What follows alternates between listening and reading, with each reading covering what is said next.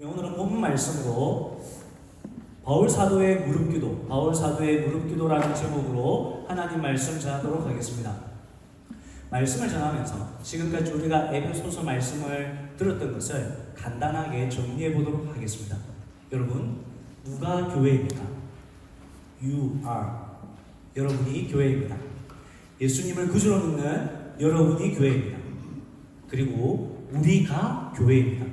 예수님을 구주로 믿고 예수님을 위해 살기로 작정한 사람들의 무리, 그 무리가 교회입니다. 그럼 교회는 어떤 모습입니까? 우리가 교회이기에 어떤 특별함이 있냐 말입니다. 있죠. 어떤 특별함이 있습니까? 첫 번째는 하나님이 우리를 선택하셨습니다. 만왕의 왕이시고 만주의 주가 되시는 우리 하나님께서 우리를 선택하신 겁니다. 우리의 시작은 부모님이 아니라 하나님이십니다. 그만큼 특별하고 존귀한 존재가 바로 우리입니다. 믿으십니까? 그런데 우리가 선택만 받았습니까? 하나님께서 우리를 예정해 주셨고 그 예정하심을 따라 예수님을 믿음으로 우리가 하나님의 아들, 딸이 되었습니다. 세상이 우리를 함부로 할 수 없는 이유가 여기에 있습니다. 여러분이 어떠함과 상관없이 예수 그리스도를 믿는 여러분은 하나님의 자녀가 되었습니다. 여러분 믿으십니까? 그런데 하나님의 자녀가 되려면 무엇이 해결되어야 됩니까? 죄의 문제가 해결되어야 되는 것입니다. 그래서 하나님께서는 예수 그리스도께서 피 흘리심으로 우리의 죄를 용서하시고 구원을 얻게 하셨습니다. 이 구원의 은혜가 여러분 자신만, 아니 우리 교회 성도님들만 잘되고 행복하고 즐거우라고 하나님께서 우리에게 구원의 은혜를 주셨습니까? 그렇지 않습니다. 그리스도 안에서 하늘과 땅과 온 우주 만물이 그리스도 안에서 하나 되는 것을 소망하며 우리에게 구원의 은혜를 주신 것입니다. 그걸 쉬운 말로 뭐라고 한다 했죠? 하나님의 꿈을 이루는 자가 되라고 우리에게 구원의 은혜를 주신 것입니다. 그럼 이 하나님의 꿈을 우리가 어떻게 이룹니까?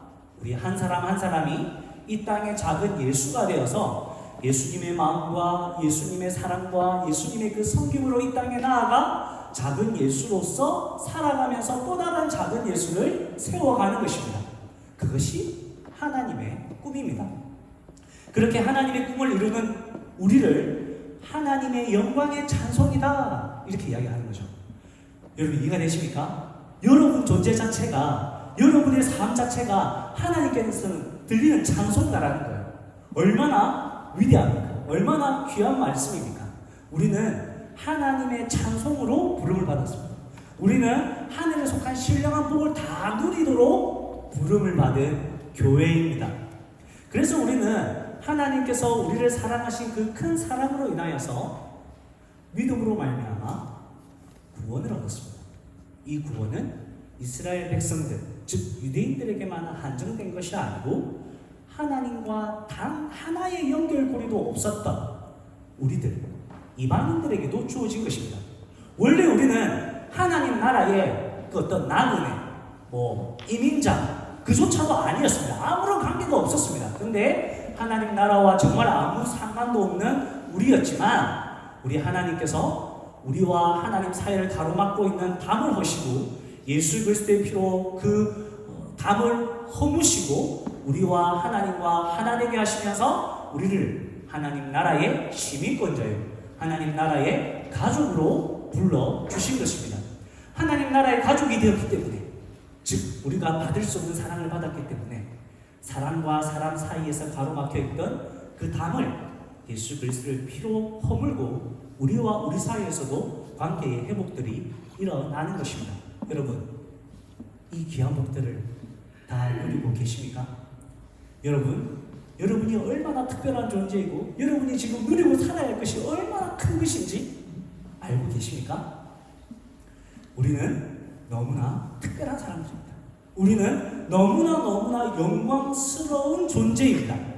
그래서 그리스도인의 이 복과 은혜를 모르면 여러분이 너무 불행한 겁니다. 알고 있는데도 모르고 살면 너무나 불행한 거죠. 마치 돈 100만 불을 통장에 탁 넣어놓고 돈이 없는 줄 알고, 통장에 돈이 없는 줄 알고 우리 애들 밥을 먹여야 되는데 밥도 못 먹이고 하루에 한 끼 먹으면서 아이고 배고파 통장에 돈 100만 불이 있는데 그것도 모르고 그렇게 사는 것과 다를 바가 없는 겁니다. 이거 비참하지 않습니까? 그리스도인은 비참한 사람이 아닙니다. 그리스도인은 그렇게 초라한 사람들이 아닙니다.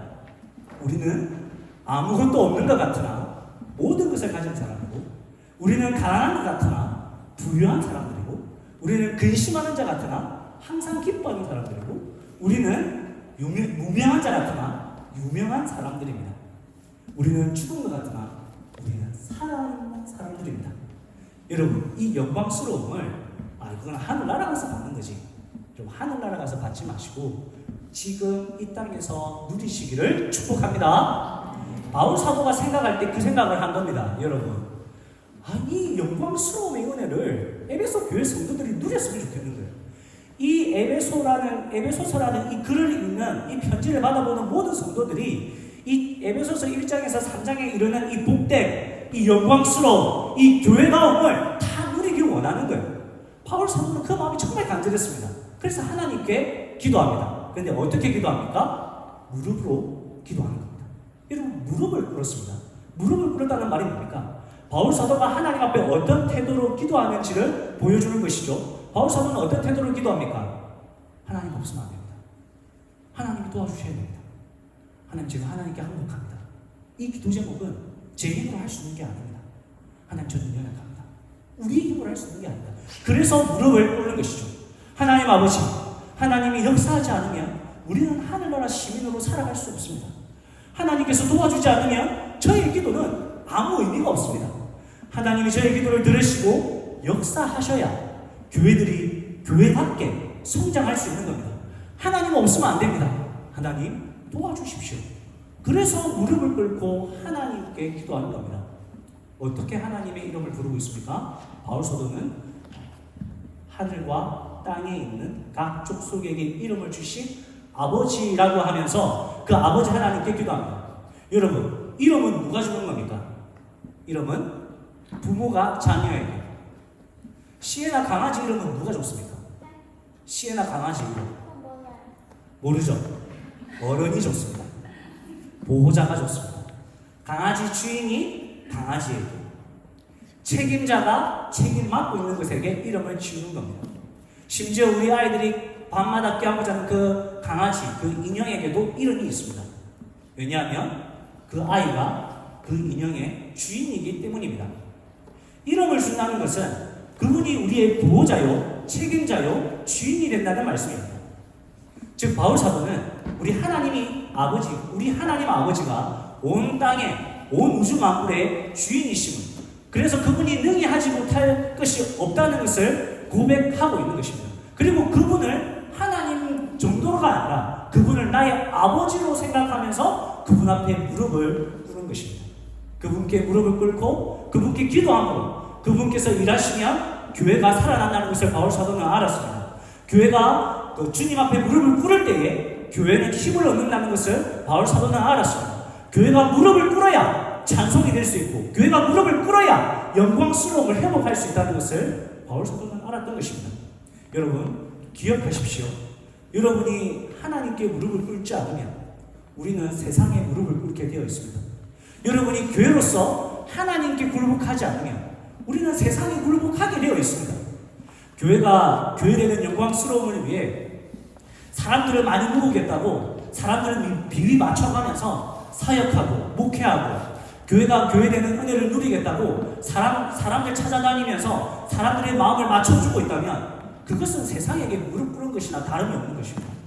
세상에 도움을 요청하지 말라는 말이 아닙니다. 필요하면 대출도 받아야죠. 필요하면 상담도 받아야 합니다. 사람들을 찾아가서 도움을 요청해야 하기도 합니다. 하지만 그들 앞에 무릎을 꿇지는 말라는 것입니다. 무슨 말입니까? 세상이 다 해주는 것처럼, 세상이 아니면 안 되는 것처럼, 저 사람이 아니면 안 되는 것처럼 그렇게 무릎을 꿇지 말라는 말씀입니다. 무릎은 오직 우리 하나님께만 꿇어야 하는 것입니다. 세상을 향하여서는 거룩한 자존심을 드러내십시오. 대신에 하나님 앞에서 무릎을 꿇으십시오. 그리고 그분에게 항복을 선언하십시오. 이 기도의 제목이 응답되기를 원하나. 이 기도의 제목의 응답은 하나님께 있음을 고백하십시오. 그리고 그 고백 속에 우리 하나님께서 일하심을 경험할 수 있는 여러분들 되시기를 주님의 이름으로 축복합니다.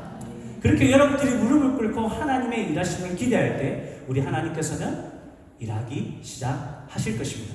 그 은혜를 사모하시며 하루하루 하나님 앞에서 무릎 꿇은 자의 신앙으로 살아가는 우리들 되기를 간절히 소원합니다. 바울 사도는 그렇게 하나님 앞에 무릎을 꿇고 하늘과 땅의 모든 민족에게 이름을 주신 아버지께 간절히 기도합니다.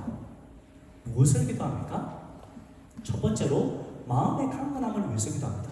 16절 말씀인데 오렌지 글씨만 다 같이 한번 읽어보겠습니다. 시작. 그의 성령으로 말미암아 너희 속사람을 능력으로 강건하게.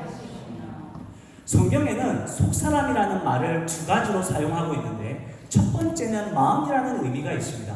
보이지 않는 우리의 마음 있지 않습니까? 이 마음을 속사람이라고 이야기하고 또 다른 하나는 그리스도인으로 회심할 때 새 사람이 되지 않습니까? 우리가 그리스도인으로 회심을 하면 예수님을 믿고 우리의 삶의 모든 것이 바뀌게 되고 생각과 가치관이 달라지기 시작하면 우리가 새 사람이 되었다 그렇게 이야기하는데 그 새 사람을 속사람이다 라고 이야기하기도 합니다.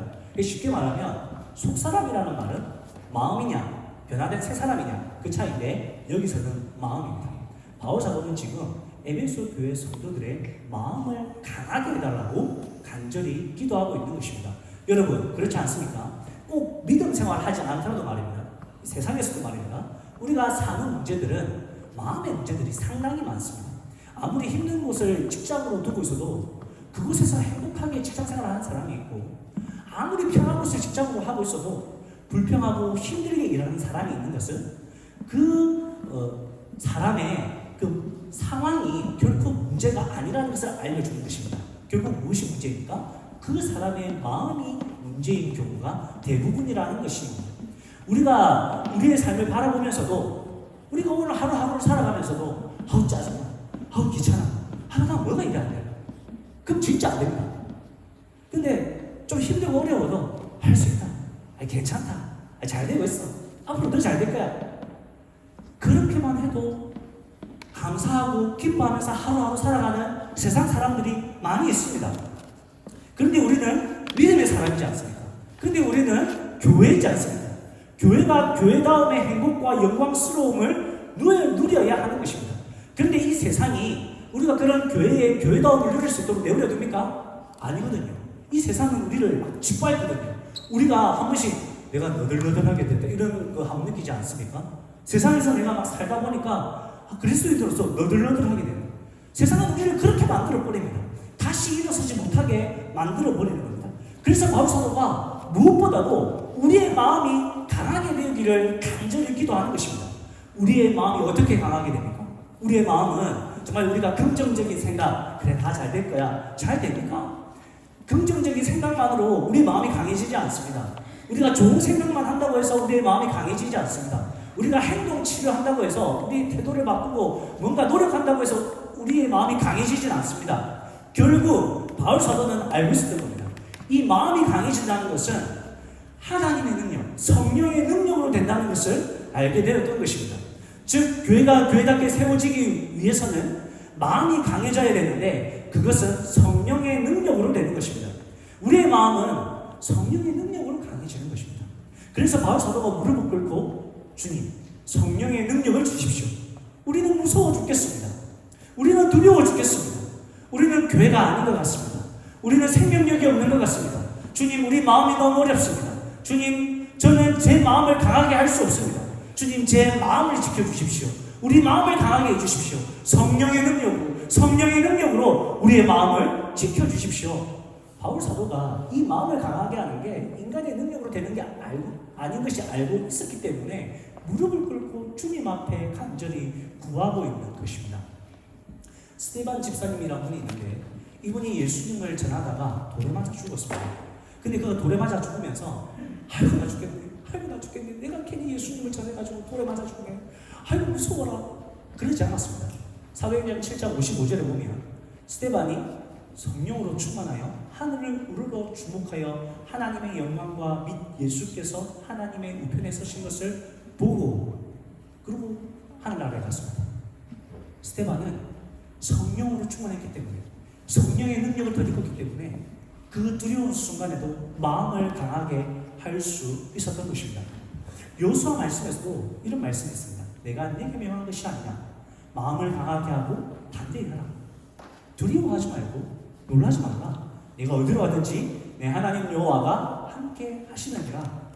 이 말씀은 모세라는 이스라엘 최고의 리더가 죽고 난 다음에 그 많은 무리를 이끌어야 되는 이 여호수아가 두렵고 떨리는 마음으로 서 있을 때 하나님께서 그에게 주신 말씀입니다. 그에게 하나님께서 뭐라고 합니까? 마음 강하게 하라. 너 마음 강하게 해라. 왜? 하나님이 너와 함께 하시니. 여러분 여기서 우리가 무엇을 알 수 있습니까? 성령님의 능력으로 우리의 마음을 강하게 된다는 그 말은, 성령님의 능력으로 우리의 마음이 강하게 된다는 그 말은 결국 우리 마음에 하나님이 계시다는 말이구나. 이 말을 여러분 이해해야 됩니다. 이걸 우리 오늘 본문 17절에서는 뭐라고 이야기하냐면 성령의 능력으로 믿음이 견고하여지면 우리 마음에 그리스도가 계시다는 거죠. 이 그리스도가 계시다는 말이 뭐예요? 그리스도의 십자가 사랑이 우리 안에 있다는 거죠. 근데 그 십자가 사랑이 우리 안에 흐릿하게 있는 것이 아니고 우리 안에 뿌리가 내리시고 터가 묻어져서 그 사랑이 우리를 완전히 붙잡고 있다. 그것을 의미하는 것입니다. 즉 예수님의 십자가 사랑이 우리 안에 견고하게 탁 박혀 있으니까 어떻게 되는 겁니까? 우리의 마음이 강해지는 겁니다. 우리의 마음이 무서움이 없는 겁니다. 우리의 마음이 쪽팔림이 없는 겁니다. 우리의 마음이 담대해지는 겁니다. 그래서 찬양할 때 우리가 두 손 들고 찬양하고, 우리가 찬양할 때 기뻐 뛰며 춤을 추며 찬양하고, 우리가 또 찬양할 때 점프하면서 찬양하는 겁니다. 기도할 때도 무릎을 꿇고 부르짖으면서 하나님 앞에 기도하는 겁니다. 왜? 사람들의 눈치가, 사람들이 나에게 바라보는 그 시선이 중요하지 않습니다. 하나님의 사랑이 내 안에 딱 박혀 있으니까 내 마음이 담대함을 얻고 그 사람들의 눈치가 중요하지 않다는 것을 인식하고 내가 하나님 앞에 손을 들어야겠다.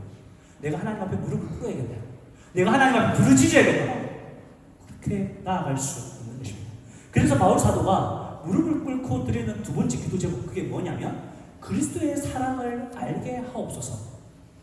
그리스도의 사랑을 알게 하옵소서. 이것을 18절에서는 지식에 넘치는 그리스도의 사랑을 알고라고 했는데, 여기서 넘친다는 말은 초월한다는 말입니다.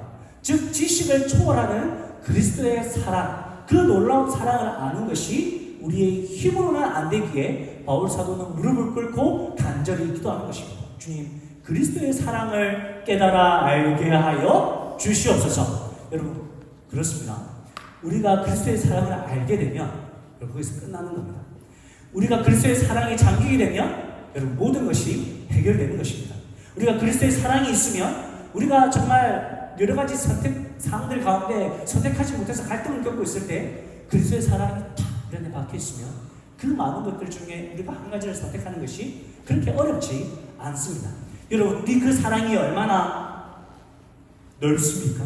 그 사랑은 우리가 그 사랑은 누구라도 구원할 수 있을 정도로 넓습니다. 우리가 지금 끝에 있다 할지라도 우리가 주님께로 나오면 주님의 사랑이 우리를 덮어버릴 수 있을 정도로 넓은 사랑이기에 그 사랑은 우리가 의지하고 바라보기에 충분한 것입니다. 주님의 그 사랑의 길이는 얼마나 깁니까? 주님의 그 사랑은 오늘 한순간 우리가 오늘 딱 받은 은혜, 받은 그 사랑 딱 끝. 그렇지 않습니다. 우리 주님의 사랑은 언제까지? 영원이라고 이야기하고 있습니다. 우리 주님의 사랑의 길이는 영원입니다. 우리 주님의 사랑의 깊이는 어떻습니까? 그 어떤 죄인이라도, 그 어떤 사악한 인간이라 할지라도 우리 주님의 사랑은 그 깊은 곳으로 내려가 그를 만날 수 있을 정도로 우리 주님의 사랑은 깊은 것입니다.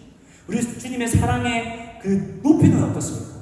땅에 있는 우리를 하늘에 있는 하나님의 영광으로 끌어올릴 수 있을 정도로 우리 주님의 사랑은 높으신 사랑입니다. 그 주님의 사랑만 있으면 사실 우리가 이 세상을 살아가는데 그렇게 어렵지 않습니다. 실패가 두렵지 않습니다. 우리가 용서하지 못할 사람이 없고, 우리가 양보하지 못할 일이 없고, 우리가 기뻐하지 않을 일이 없습니다. 여러분 그렇지 않습니까? 우리가 살아가면서 얼마나 많이 억울하고 실망스럽고 또 아픈 시간들을 많이 보냅니까? 공부를 열심히 했는데 그 열심히 공부한 만큼 성과가 나지 않고 노력을 엄청 해서 정말 그 직장에서 겨우 자리를 잡았는데 하루아침에 잘리기도 하고 또 집에 가면 집에 가는 대로 무시를 하고 직장 가면 직장 가는 대로 무시를 당하고 또 친구들을 만나면 그들과 이야기하면서 스스로 작아지기도 하고 그러면서 속상한 일이 너무나 많죠. 여러분 그렇게 속상한 일이 너무나 많을 때 어떻게 하십니까? 기도하죠. 기도하면 어떻게 됩니까? 하나님 지금 왜 제 상황이 이렇습니까? 하나님 왜 지금 제가 지금 뭐 어쩌라는 말입니까? 뭐 저보고 어떻게 하라는 말입니까? 하나님 너무 속상합니다. 너무 억울합니다. 너무나 죽겠습니다. 그럼 우리 하나님 뭐라고? 별 말씀 안 하세요. 우리에게 하나님의 사랑을 가르쳐주세요. 그래서 기도하다 보면 하나님의 사랑으로 넘어갑니다. 내가 어떤 사랑을 받았는지, 내가 어떤 존재였는지, 내가 이 사랑을 받았으니까 내가 좀 무시당하면 안 돼. 내가 이 사랑이 있기 때문에 내가 좀 억울하면 안 돼. 그 사랑 받았잖아. 나는 그 사랑 있잖아.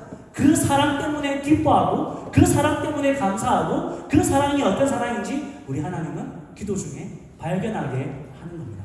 여러분 다 그렇게 살고 계시죠? 힘들고 어려워도 하나님 사랑하셔. 하나님 사랑. 다들 표정이 왜 그러세요? 저도 그렇게 살아왔고 우리 믿음의 선배님들도 하나님의 사랑 때문에 여기까지 서 있는 줄 압니다.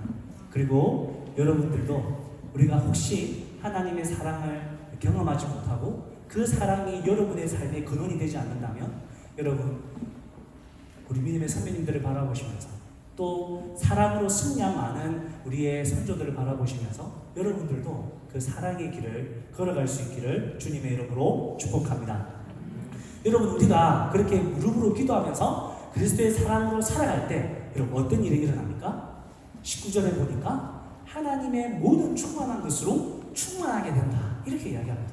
여러분 하나님의 모든 충만한 것이 뭡니까? 하나님의 생명, 하나님의 기쁨, 하나님의 능력, 하나님의 은혜, 그런 하나님의 것으로 충만한 삶, 그 삶이 어떤 삶입니까? 예수 그리스도의 삶입니다. 예수님의 삶입니다. 예수님께서 이 땅에 사시면서 누렸던 아버지 하나님의 모든 충만을 우리도 경험하기 원합니다. 바울 사도가 그렇게 간절하게 기도하는 것입니다. 그래서 바울 사도의 세 번째 무릎 기도는 이것입니다.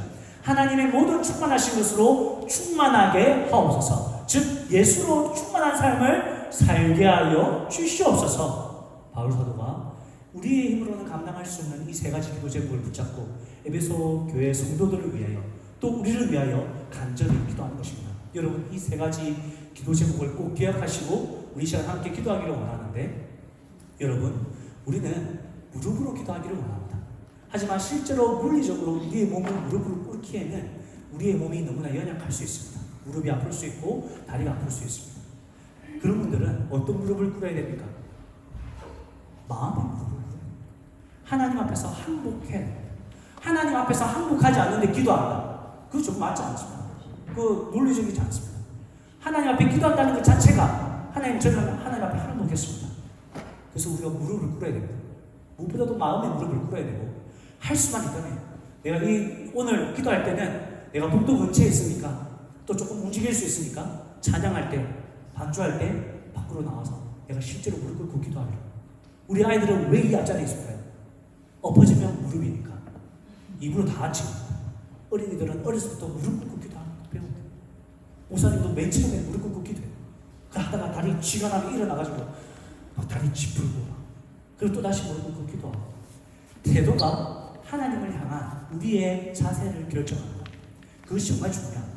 그래서 여러분 먼저는 마음의 무릎을 꿇으시고 또 할 수만 있다면 실제로 무릎을 꿇으시고 우리가 이 세 가지 기도 제목을 동일하게 붙잡고 기도하기 원하는데 먼저는 찬양하기 원합니다. 찬양할 때 어떤 하나님께 우리가 기도합니까? 오늘 바울 사도가 우리가 생각하고 간구하는 그 모든 것에 더욱 넘치도록 하시는 분에게 기도한다 라고 이야기합니다. 더 넘치도록이라는 말은 한량 없이 많이, 할 수 없이 많이 우리가 기도하죠. 우리의 기도 제목이 있습니다. 하지만 하나님께서 그 기도 제목에 응답하실 때 더 넘치도록 응답하시는 분이라는 것입니다. 지금 우리가 하는 이 찬양도 그 가사 내용을 그대로 담고 있습니다. 그리고 그분은 우리의 영광을 받으시기에 합당하신 분입니다.